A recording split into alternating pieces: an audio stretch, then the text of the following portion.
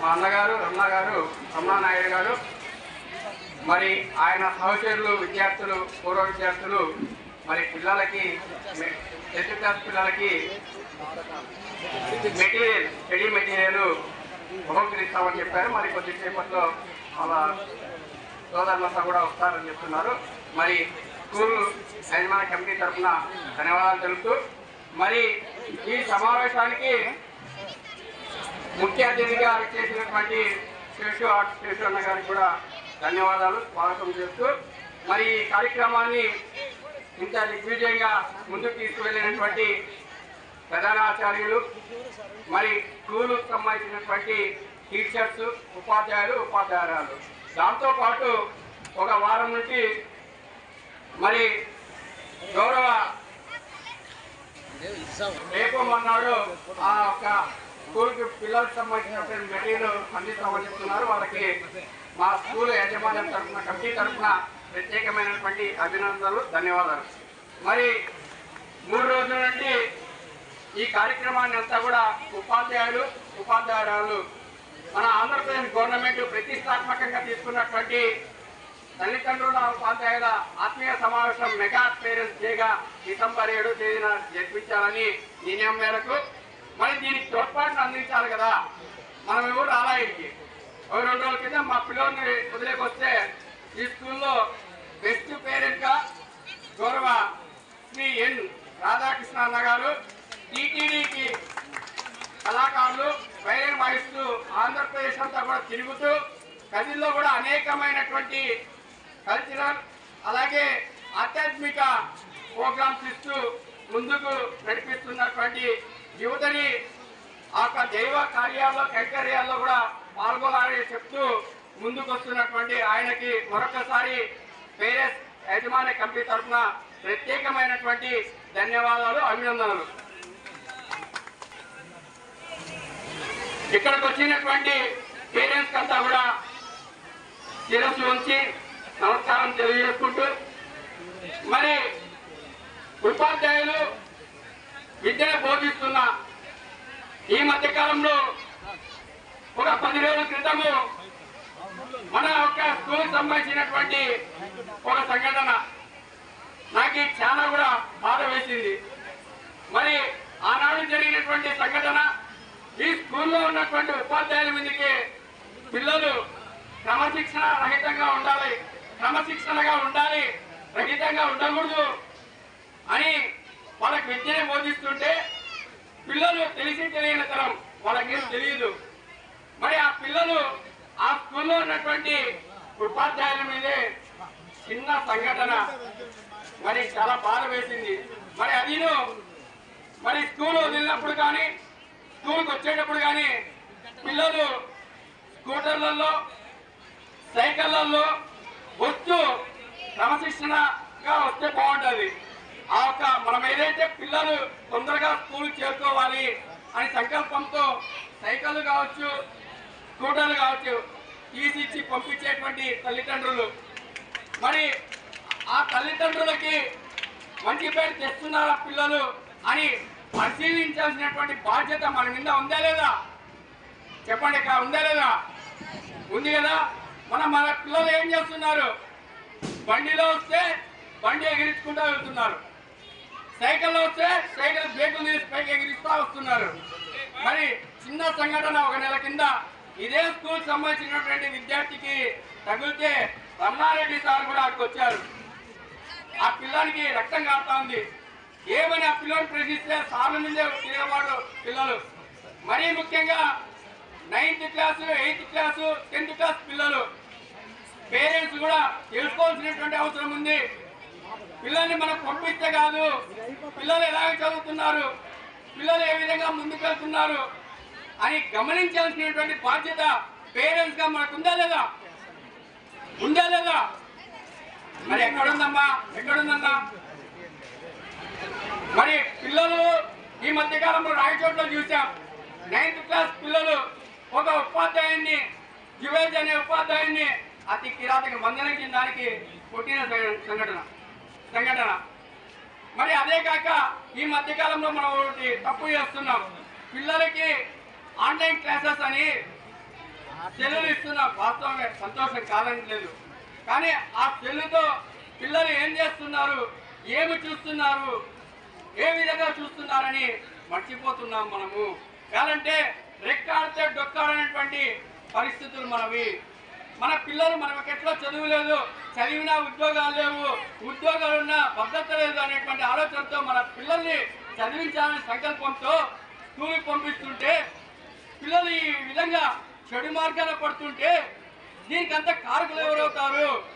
మనమే కదా బాధపడేది. ఆ పిల్లవాడు వస్తే స్కూల్కి వచ్చిన తర్వాత వస్తున్నటువంటి రూట్లో ఏదైనా ప్రమాదం జరిగితే ఆ ప్రమాదంలో ఆ పిల్లలు కాలో చెయ్యో లేకపోతే ఏదైనా అయితే ఆ ఒక్క నొప్పి ఎవరికి వస్తుంది? ఎవరికి వచ్చేది? ఎవరికమ్మా? మన కుటుంబమే బాధపడేది. మరి ఇదంతా గమనిస్తున్నామా? స్కూల్లోకి వస్తే ఏ విధంగా ఉన్నారంటే పిల్లలు వాళ్ళకి తెలియదు. చెడు మార్గాలు, చెడు రుగ్మతలు, ఫ్రెండ్స్ వగేరా వగేరా, వాళ్ళకి చెడు వ్యసనాలకి, చెడు దురలవాట్లకి. ఇంకోటి అసలు ఆశ్చర్యకరమైనటువంటి విషయం ఏంటంటే ఒక పిల్లోని స్కూటర్లో చెక్ చేస్తే నేను ఇంత చాక్ ఉంది. ఆ పిల్లోని స్కూల్లో 10th క్లాస్ అంటే ఎంత ఘోరాతి ఘోరంగా పిల్లలు నడుస్తున్నారో అర్థం చేసుకోవాల్సినటువంటి అవసరం ఉన్నది పేరెంట్స్గా.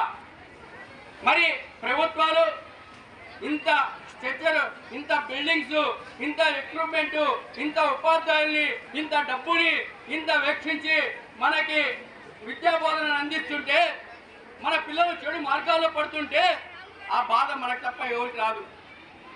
మరి ప్రభుత్వాలు మన కోసం, పిల్లల కోసం విద్య అవసరము, ప్రతి ఒక్కరికి కుల మతాలకు అతీతంగా లింగ విభేదం లేకుండా ప్రతి ఒక్కరూ చదువుకోవాలనే సంకల్పంతో ఇంత పెద్ద బిల్డింగ్ కట్టి ఉపాధ్యాయులు నిర్మించారు.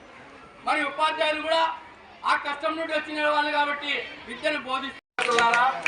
మరి ఈరోజు ఇచ్చినటువంటి ఉపాధ్యాయుని మంచి కార్యక్రమంలో ఈరోజు తల్లిదండ్రుల సమావేశంలో విచ్చేసినటువంటి ప్రతి ఒక్కరికి మరి ఈ కార్యక్రమానికి మన పాఠశాల కమిటీ చైర్మన్ గారు, వైస్ చైర్మన్ గారు, మరియు స్థానిక కౌన్సిలర్ గారు, మరియు రక్షణ డిపార్ట్మెంట్ గారు, తర్వాత లీడర్స్, స్థానిక వివిధ లీడర్స్ అందరినీ కూడా మరి మన పాఠశాల ప్రధానోపాధ్యాయుడు నారా సార్ గారికి, మరి ఉపాధ్యాయులందరికీ కూడా ఇంతటి ఘనమైనటువంటి కార్యక్రమాన్ని ఇంత గొప్పగా విజయవంతం చేసినందుకు అందరికీ పేరు పేరున ధన్యవాదాలు తెలుపుకుంటూ ఈ కార్యక్రమాన్ని జాతీయ గీతంతో మనము ముగిస్తున్నాము. జాతీయ గీతం వద్దు. ముఖ్యమంత్రి వర్యులైనటువంటి నారా చంద్రబాబు నాయుడు గారికి, అదే ఉప ముఖ్యమంత్రి కొణిదెల పవన్ కళ్యాణ్ గారికి, మరియు మన 34 వార్డులో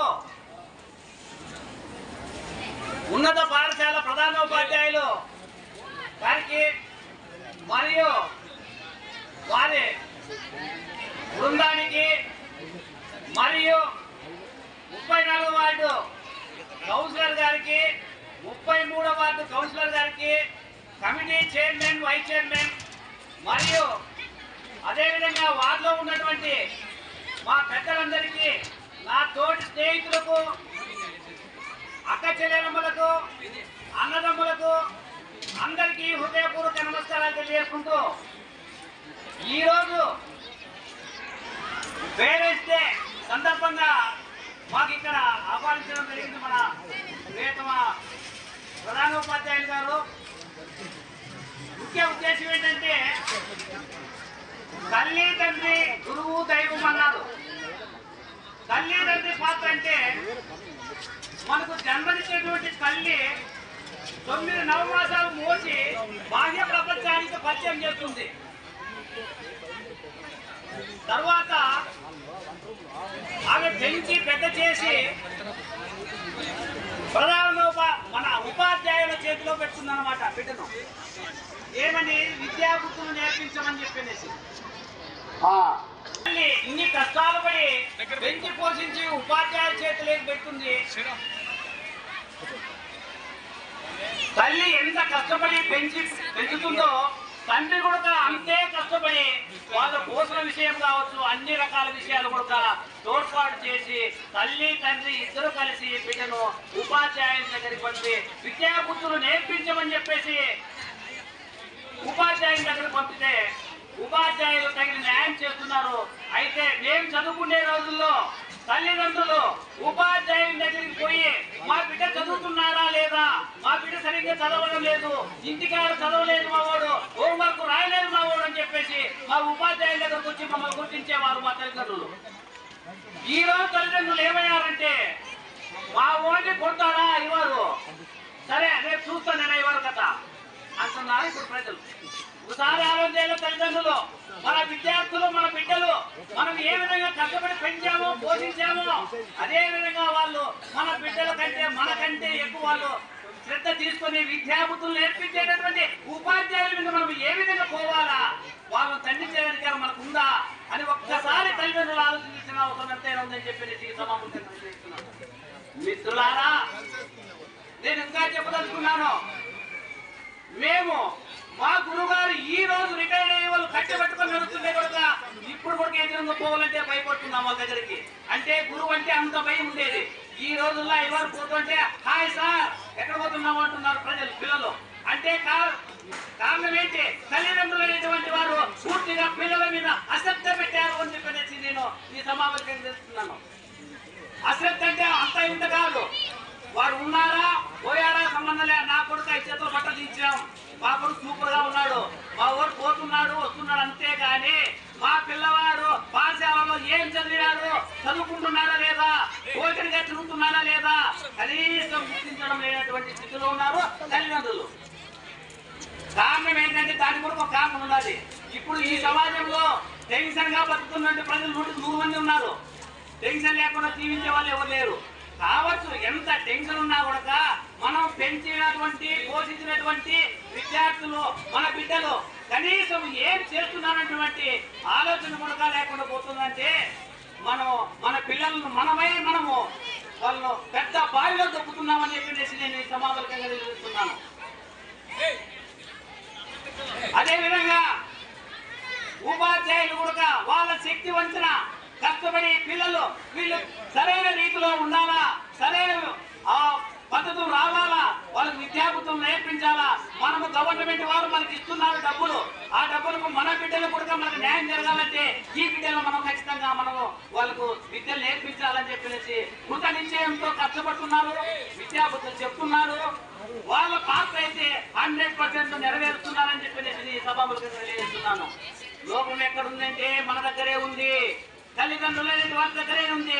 కాబట్టి ఇప్పటికే నేను ఒకటే విన్నవించుకుంటున్నాను, తల్లిదండ్రులు ఇప్పటికైనా గమనించి మా బిడ్డలు ఏం చేస్తున్నారు, ఎక్కడ పోతున్నారు, పాఠశాల పోతున్నారా లేకుండా బజారు మీద తిరుగుతున్నారా అనేటటువంటి విషయాన్ని ఒక్కసారి తల్లిదండ్రులు గమనించవలసిన అవసరం ఎంతైనా ఉందని ఒక మేము సభాముఖంగా తెలియజేస్తున్నాను. అదేవిధంగా నేను అనుకున్నాను, మున్సిపల్ హై స్కూల్ అంటే చాలా గొప్ప పేరు దీనికి. కదిలో మున్సిపల్ హై స్కూల్ అంటే ఉన్నతమైనటువంటి విలువలతో కలిగినటువంటి పాఠశాల high school, municipal high school. ఇది వీవర్స్ కాలనీకి వచ్చింది, ఇది పతనం అయిపోతుంది అనుకున్నాను నేను. ఆ పేరు చెడ్డ పేరు వస్తుంది అనుకున్నాను. అయినా ఇక్కడ వచ్చినటువంటి ఉపాధ్యాయులు ఒకరి మీద ఒకరు పోటీ పెట్టుకోకుండా సరైన న్యాయం చేయాలా పిల్లలకు వాళ్ళు కూడా మన బిడ్డలతో సమానమేనని చెప్పేసి కృత నిశ్చయంతో కష్టపడుతున్నారు, పని చేస్తున్నారు, పిల్లలతో వర్క్ చేపిస్తున్నారు, పిల్లలను దండిస్తున్నారు.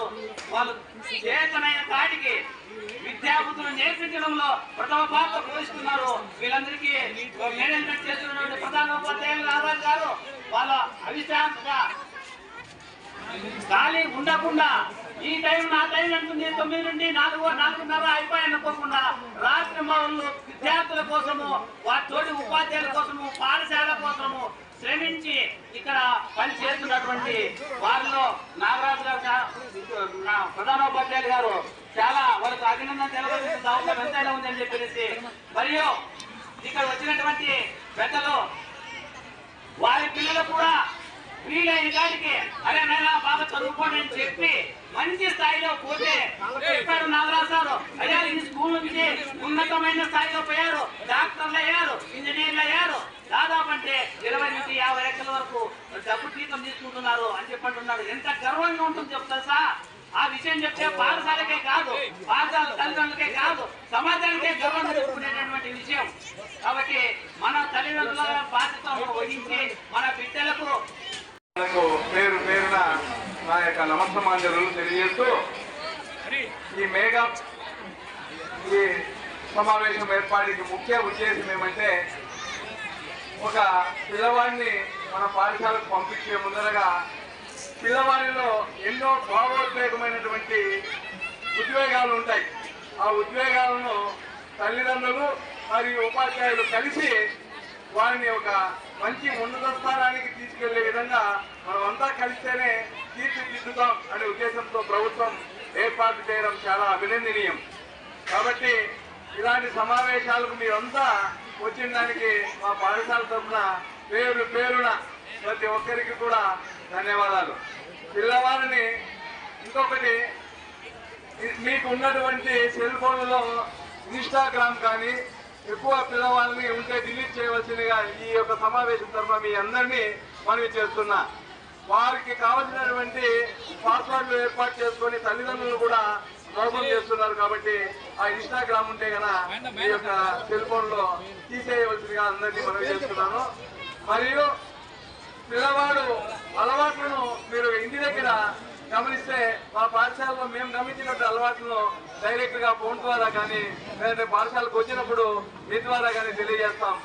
చదువు విషయంలో మన పాఠశాల విద్యార్థులు నిజంగా అద్భుతాలు సృష్టిస్తారు. మనమంతా కలిసి వానికి ఉన్నటువంటి లోటుపాట్లు ఎక్కడున్నాయి, ఆ లోటుపాట్లను సరిదిద్దుకోవడానికి ఈ యొక్క సమావేశం కూడా.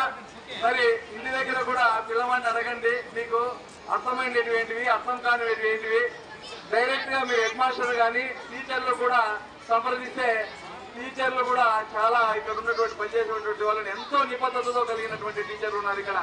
అది సద్వినియోగం చేసుకుంటే సమాజం అభివృద్ధి చెందుతుంది. తద్వారా మన యొక్క జీవితం కూడా ఉన్నత స్థానానికి వెళుతుంది. కాబట్టి తల్లిదండ్రులకు ఇలాగే మీరు పాఠశాలకు వస్తూ ఉండండి, విద్యార్థుల గురించి తెలుసుకుంటూనే ఉండండి. ఉపాధ్యాయుల యొక్క లోటుపాట్లు ఉంటే కూడా తెలియజేసే అవన్నీ కూడా మేము సరిదిద్దగలమని మీ యొక్క మరొకసారి మీ అందరికీ కూడా హామీ ఇస్తున్నాం. మరి ఈ అవకాశం కల్పించినటువంటి పెద్దలకు, ముఖ్యంగా మా ప్రధానోపాధ్యాయులు గారికి ప్రత్యేకమైనటువంటి ధన్యవాదాలు తెలియజేస్తూ, పెద్దలందరికీ నమస్కారం. ఇదే పాఠశాలలో చదివి ఇదే పాఠశాలలో నేను మ్యాథ్స్ టీచర్ గా వర్క్ చేస్తున్నాను. సో ఇలాంటి అదృష్టం మరి చాలా మందికి రాదు, నాకు అదృష్టం అనేది దక్కింది. సో అది ఆ దేవుని దయ అని అనుకుంటున్నాను. మరి నేను ఈ పాఠశాల ఉపాధ్యాయునిగా కాకుండా ఒక పూర్వ విద్యార్థిగా నా యొక్క అభిప్రాయాలు మీతో షేర్ చేసుకోవాలనేది అనుకుంటున్నాను. నేను మరి ఈ స్కూల్లో నేను 6th to 10th 6 నుంచి 10 వరకు ఇక్కడే చదివినాను. నేను ఇదే పాఠశాలలో చదివినాను. మరి ఈ పాఠశాల యొక్క గొప్పతనం ఏమి అనేది ఒక చిన్న ఉదాహరణ చెప్తాను. నేను ఈ పాఠశాలలో జాయిన్ కావడానికి వచ్చాను, 6th క్లాస్ జాయిన్ కావడానికి వచ్చాను నేను. మరి ఈ స్కూల్లో అప్పటికే అడ్మిషన్స్ అన్ని క్లోజ్, నో అడ్మిషన్స్, మీకు అడ్మిషన్ లేదు అని చెప్పారు. మరి అంత గొప్పతనం అనేది ఉంది ఈ పాఠశాలకి. నేను ఎట్లా తిరిగి, మా నాన్న కూడా టీచరు, ఆయనకు తెలుసు ఎక్కడ చేర్పిస్తే వీడు చదువు వస్తుంది అనేది ఆయనకు తెలుసు అనమాట. ఆయన అభిప్రాయం ఏమంటే, ఎటు తిరిగి ఇదే పాఠశాలలో చేర్పించాలి వాడిని అని ఆయన ఆ కాలంలో మున్సిపల్ చైర్మన్ దగ్గరికి వెళ్ళి రికమెండేషన్ తీసుకొని వచ్చారు నన్ను ఈ పాఠశాలలో చేర్పించడానికి. ఆయన టీచర్ కాబట్టి ఆయన చదువు ఎక్కడొస్తుందో అనేది ఐడియా ఉంది కాబట్టి మరి ఈ స్కూల్లో చేర్పించారు. మరి ఈ పాఠశాలలో ఉన్నటువంటి ఉపాధ్యాయులు పట్టుదల కావచ్చు, వాళ్ళ అంకిత భావం కావచ్చు, దాన్ని బట్టి అర్థం చేసుకోవచ్చు ఈ పాఠశాలకు ఎంత గొప్పతనం ఉంది అనేది. సో పాఠశాలలో చేరిన తర్వాత నాకు కూడా అర్థమైంది, నేను అంతకుముందు చదివిన చదువు వేరే, ఇక్కడ చదువుతున్న చదువు వేరే, ఆ డిఫరెన్స్ అనేది నాకు అర్థమైంది. అప్పుడు ఏదో పల్లెలో చదువుకొని వచ్చాను 5th వరకు. 6th క్లాస్ ఇక్కడ ఇక్కడ చేర్పించాలని మా నాన్నగారు అదే పని ఇక్కడ చేర్పించారు. మరి ఆయన ఉద్దేశం నాకు అప్పుడు అర్థమైంది. సో అక్కడ ఆ రోజు మరి ఉపాధ్యాయులు చెప్పినటువంటి చదువు అంకిత భావంతో చదివాను కాబట్టి స్థాయికి రాగలిగాననేది నా అభిప్రాయం.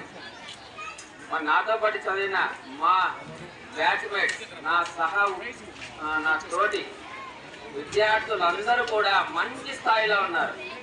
అందరూ చాలా మంది యుఎస్లో ఉన్నారు, అంటే అమెరికాలో ఉన్నారు.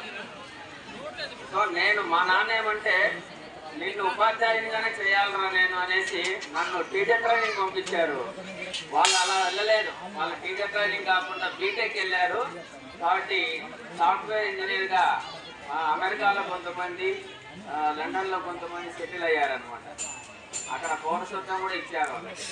సో మా నాన్నగారు ఇక్కడ టీచర్గానే చేయాలనేసి నన్ను టీచర్ ట్రైనింగ్ పంపించి ఒక టీచర్గా తీర్చిదిద్దారు. సో ఆయన ఉద్దేశం ఏమంటే టీచర్ వృత్తి అనేది చాలా గొప్పది. ఒక టీచర్ అనేవాడు ఒక డాక్టర్ని, ఒక ఇంజనీర్ని సో మేధావులను తయారు చేసే వృత్తి అది అనేది ఆయన అభిప్రాయం. కాబట్టి నన్ను ఇటువైపు పంపించాడు అనమాట. కాబట్టి ఇక్కడ పిల్లలు చేరిన తర్వాత వాళ్ళ అభిరుచులకు అనుగుణంగా వారు ఎలా తయారు కావాలనేది వారే డిసైడ్ చేసుకొని ఉన్నత స్థానానికి రావడానికి అన్ని విధాలుగా ఇక్కడ టీచర్స్గా మేము సహాయ సహకారాలు అందిస్తాము. చిన్నవాడికి తిన్నంత అనేది, కష్టపడిన వాడికి కష్టపడినంత. నువ్వు ఎంత కష్టపడతావో నీకు దానికి తగినట్టు ప్రతిఫలం ఖచ్చితంగా ఉంటుంది. కాబట్టి సో ఒక పూర్వ విద్యార్థిగా నేను ఈ పాఠశాలలో చదివినందుకు గర్వపడుతున్నాను. ఈ పాఠశాలకి నేను ఎల్లవేళలా రుణపడి ఉంటాను. సో ఇంకా చాలా చెప్పాలని ఉంది, సమయాభావం వల్ల. ఈ కార్యక్రమాన్ని మన రాష్ట్ర ప్రభుత్వం చాలా ప్రతిష్టాత్మకంగా తీసుకున్నటువంటి ఈ కార్యక్రమాన్ని మరి తల్లిదండ్రులు, ఉపాధ్యాయులు ఆత్మీయ సమావేశం మెగా పేరెంట్స్ డేగా డిసెంబర్ 7వ తేదీన మన రాష్ట్ర ప్రభుత్వం గౌరవ ముఖ్యమంత్రి చంద్రబాబు నాయుడు గారు, మరి అలాగే విద్యాశాఖ మంత్రులు నారా లోకేష్ గారు, ఉప ముఖ్యమంత్రి వర్యులు పవన్ కళ్యాణ్ గారు, మరి రాష్ట్ర ఎన్డీఏ ప్రభుత్వం అంతా కూడా చాలా ప్రతిష్టాత్మకంగా ఈ రాష్ట్రంలో మరి పాఠశాలలో చదువుతున్నటువంటి విద్యార్థులకి కమిటీ పేరెంట్స్ కమిటీ సమావేశము కులాలకు అతీతంగా, మతాలకు అతీతంగా, మరీ ముఖ్యంగా వర్గాలకు అతీతంగా, పార్టీలకు అతీతంగా ఈ యొక్క మెగా పేరెంట్స్ డేని రాష్ట్ర ప్రభుత్వం ప్రతిష్టాత్మకంగా చేపట్టింది. ఈ సందర్భంగా కదిరి మున్సిపల్ హై స్కూల్, ప్రతి స్కూల్ అంటారు, మరి ఈ స్కూల్ నందు పూర్వ విద్యార్థిగా మరి నా పిల్లలు కూడా చదువుతున్నారు. తండ్రిగా ఈ మేనేజ్మెంట్ కమిటీ కార్యవర్గ సభ్యులుగా నాకు ఈ యొక్క అవకాశం ఇచ్చినటువంటి ప్రధాన ఆచార్యులు గారికి, మరి అలాగే వార్డు కౌన్సిలర్ గారికి, ఇక్కడికి వచ్చినటువంటి పేరెంట్స్ ని, మరీ ముఖ్యంగా పొలిటికల్ లీడర్లకి, మా కమిటీ లీడర్లకు అందరూ కూడా ప్రత్యేకమైనటువంటి ధన్యవాదాలు తెలుపుకుంటూ ఈ కార్యక్రమానికి మరీ ముఖ్యంగా ఈ యొక్క స్కూల్లో నేషనల్ అవార్డు తీసుకొచ్చినటువంటి ఘనకీర్తి ఉంది. ప్రెసిడెంట్ అవార్డు మా స్వర్గీయ దత్తగిరి సారు, మరి ఆయన తర్వాత ఎస్ నాగరాజు సార్ గారు ఈ స్కూల్ ని చాలా ప్రతిష్టాత్మకంగా, చాలా అంటే చిన్న పేద కుటుంబం నుండి అతి కష్టం మీద చదివి ప్రధానాచార్యులుగా ఉన్నటువంటి నాగరాజు గారు ఒక కృషితో, ఉపాధ్యాయులు కృషితో ఈ స్కూలు ఈరోజు ఇంటింటాయి వడ్డోడు వస్తాయని మరి అభివృద్ధి బాటలో పిల్లలకి విద్యా బోధనలో అయితేనేమి, నేషనల్ వేడ్ కావచ్చు, రాష్ట్ర వేడ్ కావచ్చు, జిల్లా వేడ్లో పిల్లలు ఈ ప్రతి స్కూల్ నందు మంచి వివిధ కార్యక్రమాల్లో వస్తున్నటువంటి, అలాగే ఈ స్కూల్కి చాలా అవార్డులు తీసుకొస్తున్నటువంటి ఆ యొక్క కృషిని అభినందిస్తూ ప్రధానాచార్యుల్ని వేదిక మీదకి రమ్మని కోరుతున్నాం. స్కూల్ యాజమాన్యం తరఫున మన పిల్లలకు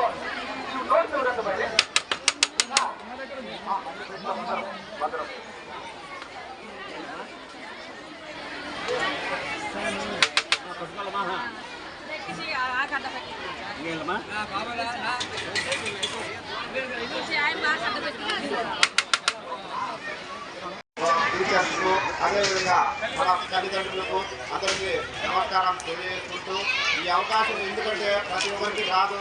పేరెంట్స్గా మనము మన పిల్లలకు కొన్ని జాగ్రత్తలు చెప్పి స్కూల్ పంపించాలి.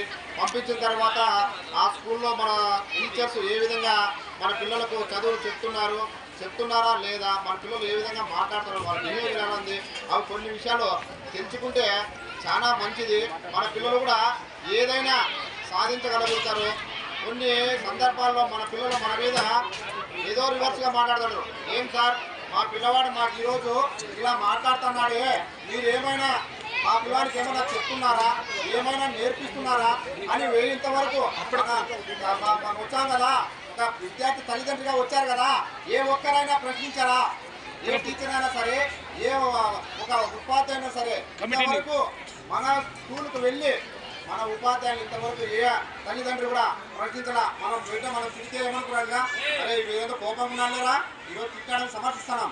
ఆ సమర్థన చాలా తప్పు, చాలా తప్పు తప్పు తప్పు. 100 తూర్పు చెప్పగలుగుతా. మనం తిట్టినప్పుడు అంటే 10 ఆ తిట్టు ఎదుటి ఇంకా ఎక్కువగా భావించుంటాడు.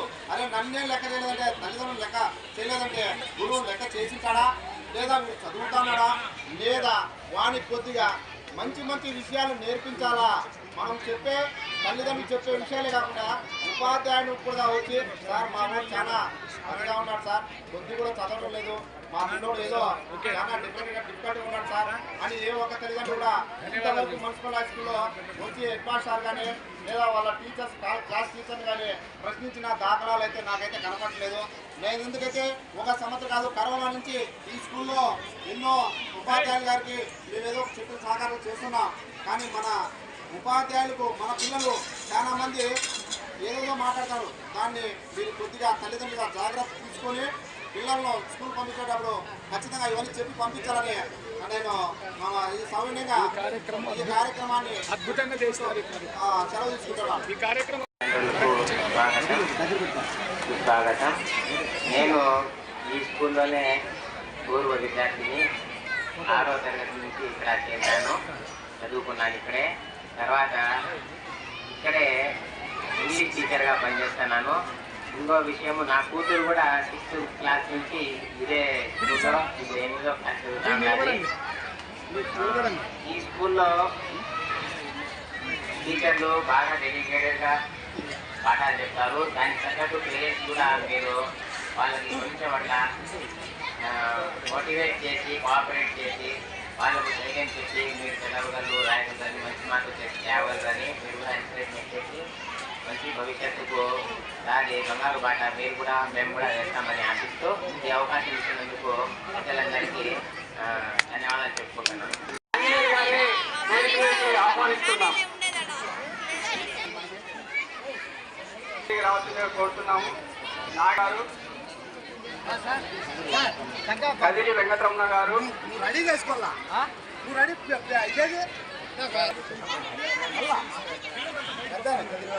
కదిరి వెంకటరమణ గారు,